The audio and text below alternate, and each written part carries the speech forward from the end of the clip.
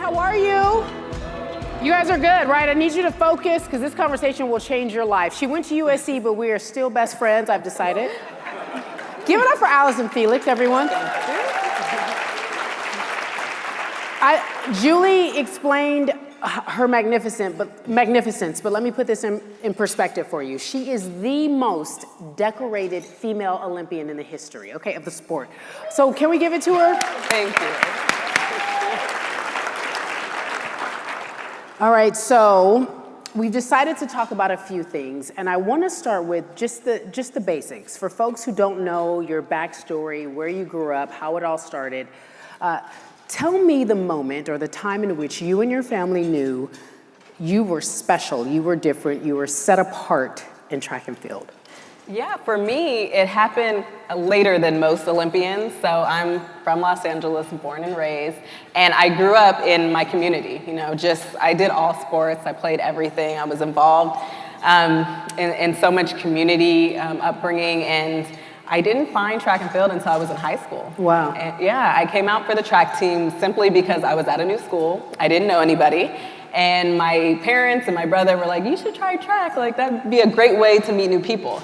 And so I did, and I completely fell in love with it. I loved the competition, and it was probably by my senior year when we realized that, you know, there's something special here. You know, we need to really take it seriously, and kind of, it was a whirlwind after that. Who identified that? Who was the person that said to you, let's take this to the next level, and what did it entail to take it to the next level? Yeah, so my first love is basketball, and I was playing basketball in high school. Yes. And so it was kind of a conversation after my freshman year when I was playing both sports, and just the track coaches were like, you know, we'd love for you to kind of participate year round and, you know, make those sacrifices, get in the weight room, kind of do all that extra stuff. So it was kind of a conversation between coaches, and then of course my support system, my parents, and everyone weighed in as well. So then here we are. I mean, just imagine that. Oh, okay, high school, I'm good. Go to college, USC, run track there. I'm pretty good. And so now I've been identified as someone who really should take this more seriously. In your mind, what are you thinking? Are you thinking, I want to be an Olympian, or are you thinking, this is fun? Well, it's really interesting because growing up, I had no real connection to the Olympics. In '96, I watched Dominic Dawes, and I was fascinated. Exactly. I was like, I want to be a gymnast. But, you know, I never knew that I would have any connection to sports at all. So we were really unexperienced with, you know, sports and kind of that whole professional and all that. So I never had really Olympic aspirations.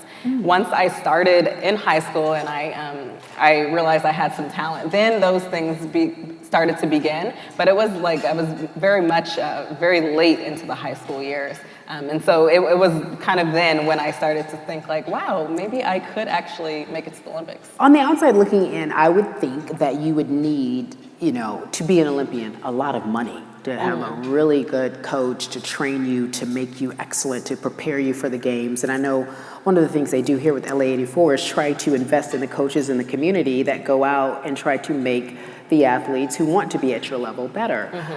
Was that a struggle for you and your family? Yeah, I mean, I definitely didn't come from a well-off family at all, and I think that's the amazing thing about track and field and why it is so highly participated. It's because you don't need anything really to join. So it's easily accessible, and so. But once you do start making those junior teams and there is traveling, you know, it is definitely a sacrifice that my parents, you know, had to partake in. And thankfully they were, you know, kind of willing to go above and beyond for that. But it was definitely a thought for sure. Hey, Allyson, I said this, and candidly, I'll share this with you, what I said to her backstage. I think that it's not an accident that you were immediately identified as someone who was special, because I can see, just from watching you on television, you're not one who likes to fail. You are probably hard on yourself, which makes you great. Is that a wonderful asset or a distracting asset as an Olympian? I think it can go both ways, you know. I think, like you said, I think anyone who is really, really good at something is that way, you know, has that quality. And that's definitely true about myself. And there's times that I have to like put it in check, like, okay, you're just doing way too much right now. But I think that it makes me better for sure, you know. I think there's always something to improve upon. There's always new goals to set. I'm just very rarely satisfied with something, and I think that always just motivates me and pushes me to keep going and to know that, you know, there's still more to accomplish. There are people here who have children, who have friends, who perhaps coach others who were in the track and field area, and not just track and field, but when they feel like they have someone special or they have a special quality and they want to pursue it at that next level, they want to be an Olympian, what advice would you give them? Well, I always tell young children and parents to let your child find their passion. You know, I think that we are in this age of feeling like you need to find your sport at 4 years old and to kind of go all in at that age. And I just feel like it's really important to have a great foundation. And I think if your child is really talented, that will come out still. And it's just good to kind of develop them. And for young kids, you know, let them be kids. You know, I love to tell kids to just kind of have fun. You know, don't forget that these are games, these are sports. You know, you want to enjoy them, and so I tell them that to be really good at something takes a long time. It takes a lot of. It doesn't happen overnight. No. I like that. No, we all want it to happen overnight, Yeah. and you know, you get so frustrated when you work so hard and you don't see those results, but. For me, I know on my journey, I've definitely learned that kind of the hard way. But How have you learned that the hard way? I feel especially when I was younger in my career, I would have a goal and I would fall short and I would be devastated. And it would just be so hard to get back up and to continue on. And now looking back at my career, I can be so grateful for moments of loss, moments of defeat, because those were the greatest lessons. Like. Well, what is it that you failed at? You're the most decorated Olympian. I don't understand. What's the goal? There's a long list. Okay.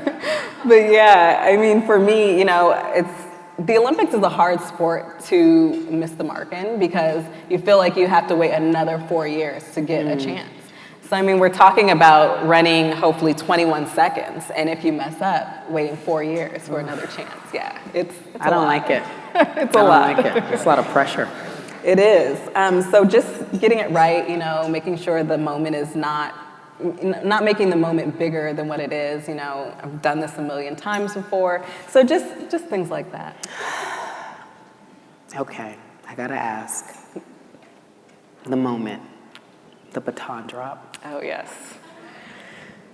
Can we talk about that? We can talk about that. We're in a good place now. We can go there. Just doing my techniques, breathing. Walk me through that moment. Was that as devastating as it appeared with the idea of knowing that you may or may not have another opportunity? It is, and I think it's like even more devastating because track is such an individual sport, and usually you're out there by yourself, and if you fail, it's on you. But to have that responsibility of knowing it's not just you out there, you have teammates who are depending on you, and to have a baton drop, it's like the last thing you would ever want like to murder. happen. It's horrible, you know? And so that moment was just, it was horrible, you know? It was something that I had not imagined at all, but it's kind of just, you know, you have to pick up the pieces and continue on. And so what pretty much happened is it was an early morning round, and they're pretty uneventful usually. You go out and you just want to qualify safely. And so when we went out, I run the second leg, which is the backstretch, and I got the baton from my teammate. Everything was good. I was bringing it in to my next teammate. And as I was approaching, I realized that the individual who was on the other team was lined up very closely to my teammate. And as I brought it in closer, I realized, wow, she's like in our lane. And then we actually made contact and bumped, and I wasn't able to get the baton off. It dropped, and it was awful. Why was she in your lane? I had the same thought. Could you have been like, get out the way? Yeah, probably. No, you could Probably really not. Okay. But thankfully, nowadays there's a million cameras, different angles and everything, so they were able to see exactly what happened. We picked up the baton, we finished the race, and we were able to appeal and come back, run, and it worked out. But what if, because I know there had to be the thought of, what if this doesn't turn around? What if they don't give us another opportunity? Oh, yeah. How are you, I'm asking as a champion, as a professional, how did you handle that moment, that thought, that idea of what if? It was very, very difficult. For me, the entire Rio Games was just one thing after another. I dealt with a really bad injury. I dealt with a really hard ending to a race. It was like a movie for me. And so at that moment, I felt like this was it. Like, this was the breaking point. I can't believe that here's another obstacle. And really, honestly, looking back, I think it was only my support system. Like, it was only the fact that I wasn't in it by myself. Because if it was just me, I don't know if I would have been able to, to continue on. But I had my coaches, my family, my friends, like all of my people, my tribe there to like pick me up and help me to continue on. And the end result?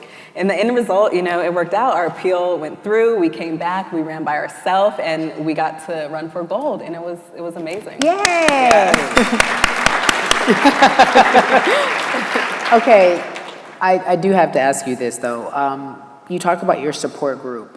I've noticed, especially in the world of sports, when they're able to identify an athlete who's very special, sometimes people decide to be a part of that group.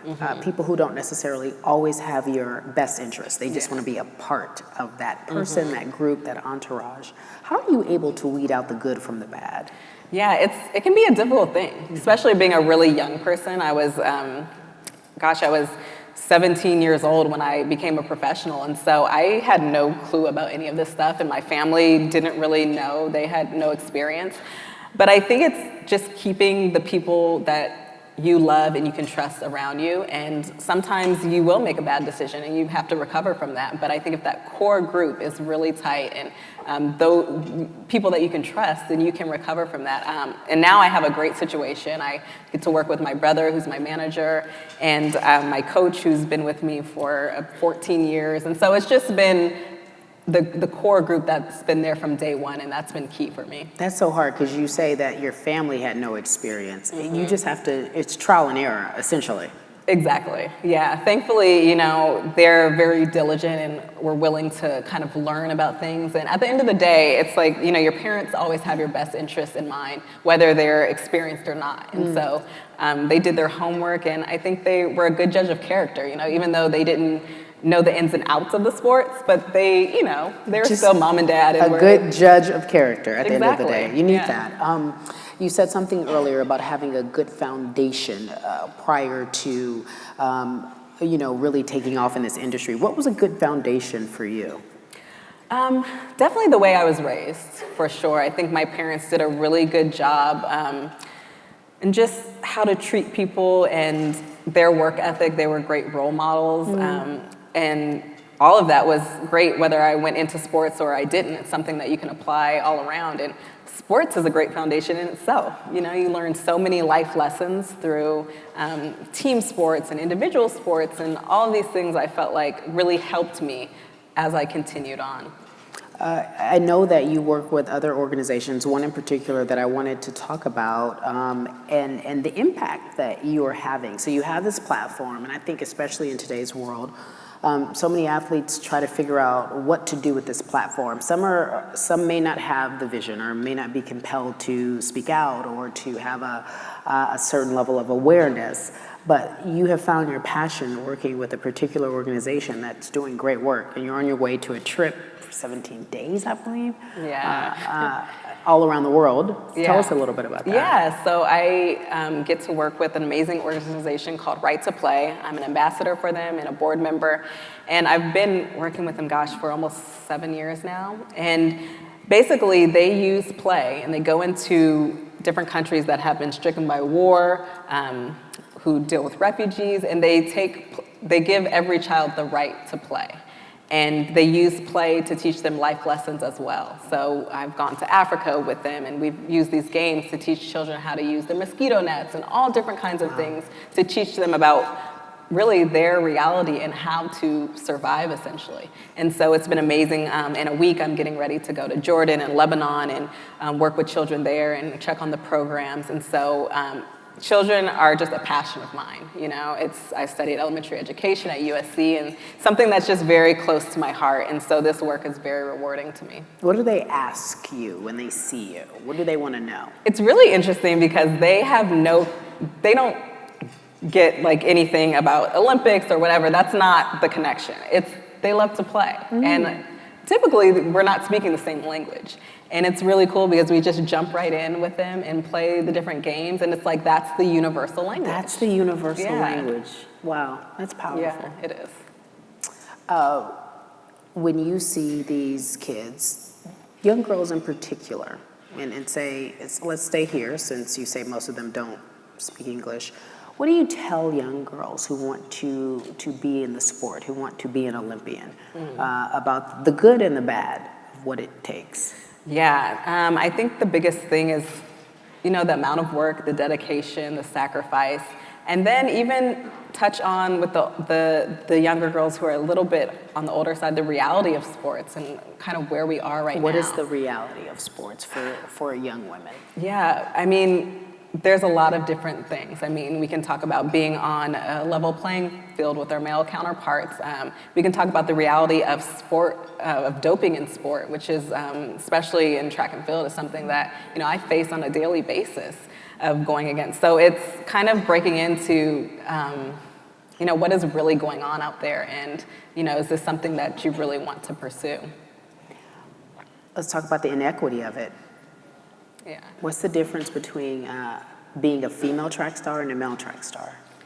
I think that there's a lot of differences. I think that pay is, of course, a big one. What's the parity in that?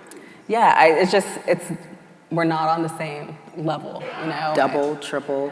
I'm not sure exactly, because track and field with our figures and everything, it can be interesting. But as far as appearance fees, I think that there's a large gap. I'm not sure.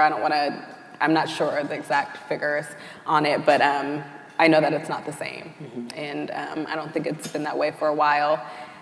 So there is definitely work to be done there. I think as far as attention as well, I think that in a lot of even just sprinting for males, they're very close to the world records. They're breaking world records, and that does bring a lot of attention. And when you go to the women's side, we're very far off from most of the records from the 80s and in that time frame. So it's a lot of things that we're fighting against. How do you deal with that? I think that for the most part, you have to know why you're involved in the sport. There has to be some love and passion, because if not, I think you would drive yourself crazy, constantly trying to get somewhere and climb somewhere. But I think that, progress is good. We want to fight for these things and to go somewhere with it. But it's going to take some time. Have you seen progress? I would love to say that I've seen a lot of progress, but I would say it's probably been slow and a slower Slow climb. and steady. Yeah, for sure. Yeah, I understand that, folks. Yeah, work to be done. Work to be done. All right, so I'll leave that there. If you were able to, you talked to younger Allyson, and not even that, you're older Allyson now, but what would you tell younger Allyson going into this sport? Oh, I would say embrace the journey. That's something that I've definitely learned since, but just that there's so much to learn along the way. I think as an athlete, as competitive people, you always want to have success. Like that's a large part of what you're doing. And to be able to know that, this is a process, it's a long-term process. You learn from the moments that you fall short, you take things away from them. A lot of times that's where you learn about yourself and your character and integrity and, and growth. And so just realizing that this is a path full of ups and downs, and, just kind of take in as much as you can. It helps you enjoy the highs so much more and just learn from the lows.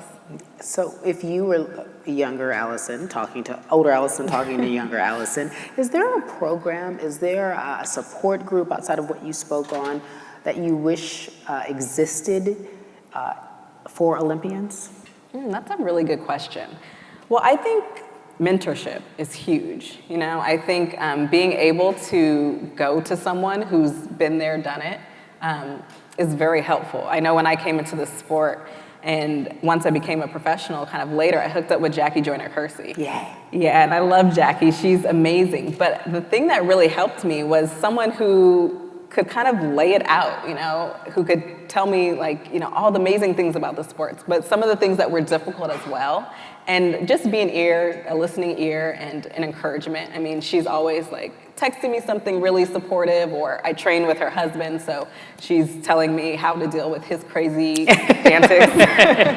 And just how to make it through the day. So when he does this, yes. Ignore him. Yeah, okay. So that blueprint really helped a lot for me. Right. God bless her, right? So what was some other advice that she gave you that was very clear that you needed? Where you said she laid it out. You don't have to tell us the secrets, but what was it that she gave you that said, okay, I'm not crazy, I'm on the right path, I know what I'm doing? When I had moments of big defeat, so going into the 2008 Olympics, I was a favorite to win the 200 meters, and I got another silver medal. This was my second one to the same person. And I was just in a really hard spot. I was feeling really down on myself, and I remember her just saying that she was there. We didn't need to talk about anything. She got it. She knew. She understood. But just saying when you're ready, I can help you figure out how to get back on top of this thing, and encourage me to keep going, because I think sometimes you just need that extra push and someone who has accomplished so much to believe in you, and just to say I think that you can do this. But listen to that. She didn't ask you to speak on it. She said, when you're ready. Yeah. How long did it take for you to be ready? A couple months, But I think it's something that never goes away, and I can appreciate that, though, because it's, you never get over moments like that, and I think that, there's a reason for that. They continue to motivate you. For me, it continues to remind me of what it takes, to kind of get to the top. You're homegrown, right? You're an LA girl like I am. What do you think? What do you think about your environment, growing up in LA, going to school here, high school? Tell me the name of the high school again. I went to LA Baptist High School. It's not there anymore, though, right? It was bought by Heritage Christian Schools, I believe. Okay. Yes. So, how did that contribute to who you are as a person and your success? Oh, I think back to kind of the foundation. It gave me that foundation. I love LA. Growing up in my community was just huge. Being involved with my neighbors and in the community centers and things like that was a huge part of who I am, and just the sports culture as well. It's a level of greatness here, and that's what's to be expected. And so I think growing up just in this environment really definitely shaped me into the person that I am. There is a level of greatness here, folks. And if you're not from LA, I'm just going to take a moment. You might want to put your earplugs in, do some rapid fire, because she's from LA. So I like to ask everyone from Los Angeles these questions. Even if you're not from LA, you might enjoy this question. Favorite basketball team, Clippers or Lakers? Lakers. Woo! That's an easy one. Did I hear a boo? Yeah. Dodgers, Angels. Dodgers. Okay. All right. They win in what? 7, 6? Oh, 7. Oh, God, I'm stressed. I was I can't take it. It'll be fun. USC, UCLA. USC. Oh, okay. Yeah, okay. UCLA in the house? Nobody from UCLA? Okay. Thank you. You got some people out there. Okay, we're still friends though. Let's bond right here at this good. moment.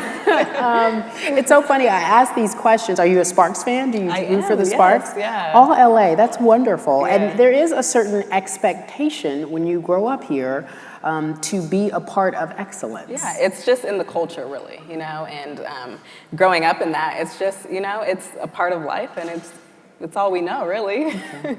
Before I let you go, any parting words for the Foundation LA 84 or for the folks out here who came to see you speak? Well, I just think it's amazing work that's being done. You know, the youth needs to be developed in the programs that they're offering, just the time that they're spending in the lives of these people who will go on to, you know, be our future. I think it's amazing and it should be applauded, and it's just really an awesome job. It's an invaluable organization. It is. And your time has been greatly appreciated. We don't do Q&A, unfortunately. You know, if someone can just let me indulge for a moment. One question from the audience. We have about 5 minutes. Anyone want to ask Allyson a question? And raising their hands? Okay, can you stand up? I'll go. Hi. Hi. You said, even though you've been running for a long time, I believe I've read that you really didn't get started until about 9th grade or on. Is that true? That's correct. I think that's the encouraging thing for people here today. What I'm so encouraged about you is that you did start so late, and that kids do have a chance. And our youth could have a chance, and anyone who is educating and with kids need to know that and teach that. It doesn't matter how old you are. Amen. Yeah. Thank you. I'll take that comment. That is encouraging. What do you think? It's so true. I mean, that's really why I encourage kids to play all sports, you know. It doesn't even have to be organized sports, to be active, really. And yes, they can come to a sport at a later age and excel at it, you know. And everyone is not going to go into the route of professional sports, but I think it definitely has lessons to teach us, and it's good for everyone to live a healthy lifestyle. And I love that I started later, and for me, I feel like it's also helped me to have a longer career. You know, Why? I think I have a lot of friends who started really, really young, and they're either burnt out or it's just it becomes a long time to be doing this, and so I still am passionate about it. I still love it, and I do think that has something to do with it. Do you want to race off stage? Do you want to race me? I wear sneakers. Should we do it barefoot? 'Cause you have on heels. I think that's going to be my advantage. You know. Do you mind standing so they can honor you, ladies and gentlemen? The great Allyson Felix.